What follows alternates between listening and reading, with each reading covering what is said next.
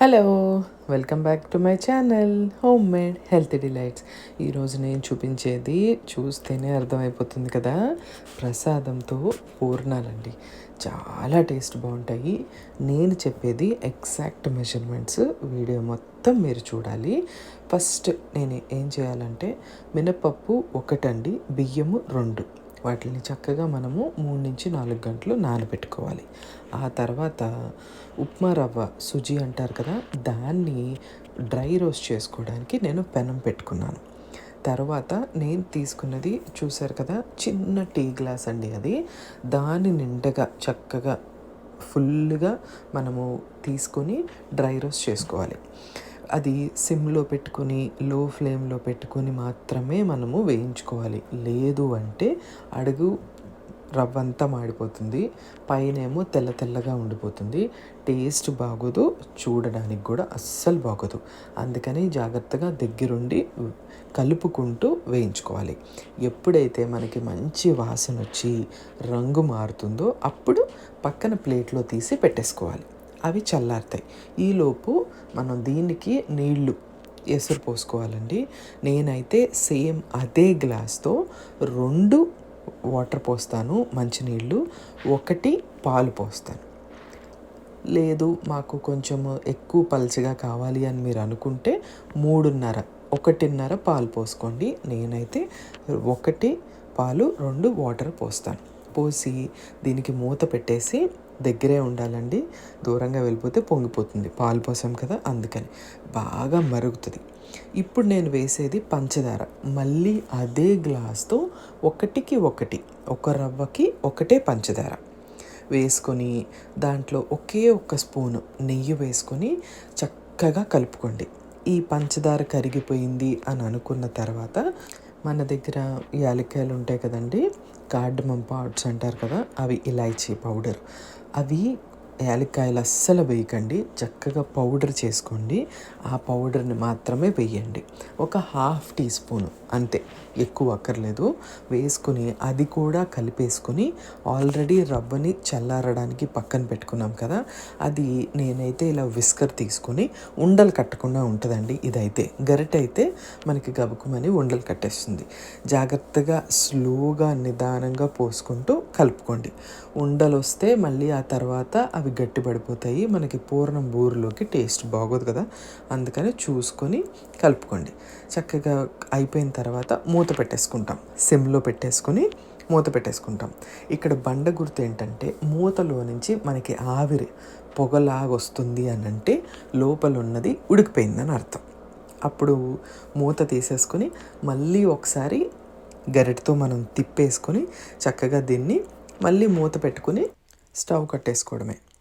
ఆ తర్వాత ఒక 5 నిమిషాల తర్వాత దీన్ని మూత తీసుకొని చక్కగా ఆరబెట్టుకోండి. మూత పెట్టేస్తే అది ఆరడానికి కొంచెం టైం పడుతుంది మనకి, అందుకని మూత తీసేసి పక్కన పెట్టేసుకుని చక్కగా మనం పల్చగా ఏ ప్లేట్కో దేనికో ఈ ప్యాన్లో కూడా మనం అలాగే ఉంచేసుకొని పక్కన పెట్టేసుకుంటే తొందరగా ఆరిపోతుంది. తర్వాత మనం నానబెట్టుకున్న బియ్యము, మినపప్పు ఇవి ఉంటాయి కదా, అవి ఇప్పుడు చక్కగా వాష్ చేసేసుకొని మిక్సీ పట్టేసుకోండి. మిక్సీ పట్టుకున్నప్పుడు ఎక్కువ వాటర్ వేయకండి, చూసుకొని జాగ్రత్తగా వేసుకోండి. ఇప్పుడు దీన్ని చక్కగా మనము మెత్తగా రుబ్బేసుకోవాలన్నమాట. ఇప్పుడు దీనికి సరిపడినంత నేను ఉప్పు వేస్తున్నానండి. దీంట్లో ఇంకొకటి ఏంటంటే, పంచదార మనము చిటికెడే వేస్తాము. ఈ పంచదార వేయడం వల్ల పూర్ణాలకి మంచి రంగు వస్తుంది, అందుకని స్కిప్ చేయకుండా వేయండి. ఆ తర్వాత అది కూడా రెడీ అయిపోయినాక చక్కగా పక్కన పెట్టేసుకొని ఒక బాండీ పెట్టుకుని కడాయి పెట్టుకొని పూర్ణం మునిగేంత వరకు, అంటే అంత నూనె పోసుకోవాలి. అలా అయితేనే మనకి పూర్ణాలు పర్ఫెక్ట్గా వస్తాయి. ఈలోపు ఈ ప్రసాదం కూడా చక్కగా చల్లారిపోయి ఉంటుంది.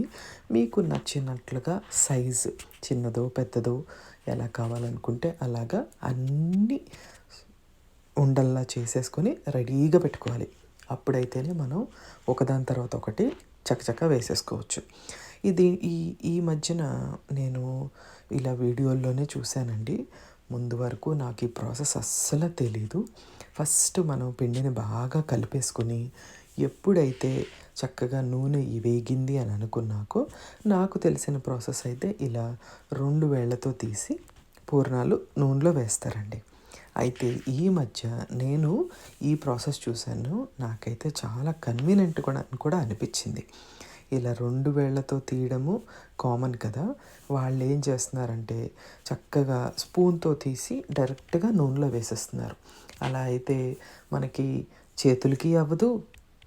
మళ్ళీ చక్కగా పూర్ణాలకి కొమ్ములు, ముక్కులు ఏమీ రావట్లేదు. నాకైతే ఈ పద్ధతి బాగా నచ్చింది. అందుకే నేను కూడా అలాగే నేర్చుకున్నాను.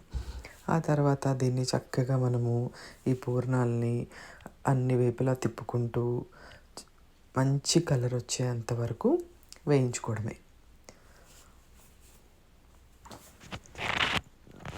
ఇలా అన్ని వైపులా వేగిపోయాయి అని అనుకున్నాక మనం చక్కగా ఈ పూర్ణాన్ని తీసి ఒక టిష్యూ పేపర్లో కానీ ఎక్కడైనా వేసేసుకోవచ్చు.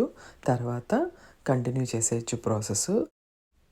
ఇలా చక్కగా మనము ఏమన్నా పూజలు ఉన్నాయి అన్నప్పుడు అప్పటికప్పుడు ఒక 2-3 గంటల్లో లేదా ముందు రోజైనా పిండిని మనం రెడీగా పెట్టుకుని చక్క పూజ రోజు మనం ఇలా పూర్ణాలు అనేవి వేసేసుకోవచ్చు. చాలా టేస్టీగా, చాలా ఈజీగా అయిపోయేవి ఈ ప్రసాదం పూర్ణాలండి. మీ అందరికీ నచ్చినట్లయితే నాకు ఒక చిన్న కామెంట్ పెట్టండి. అలాగే ఈ పూర్ణాలు వేసేసిన తర్వాత మనకి కొంచెం పిండి మిగిలిపోతూ ఉంటుంది. అలాంటప్పుడు అది నేనైతేనండి దానికి కొంచెం ఉప్మా రవ్వ కలిపి ఉల్లిపాయలు, పచ్చిమిరపకాయలు, అల్లము తరిగేసుకుని ఇలా పునుగుల్లాగా వేసేస్తానండి. ఎంతో క్రంచీగా అస్సలు నూనె పీల్చకుండా ఇవి కూడా రెడీ అయిపోతాయి.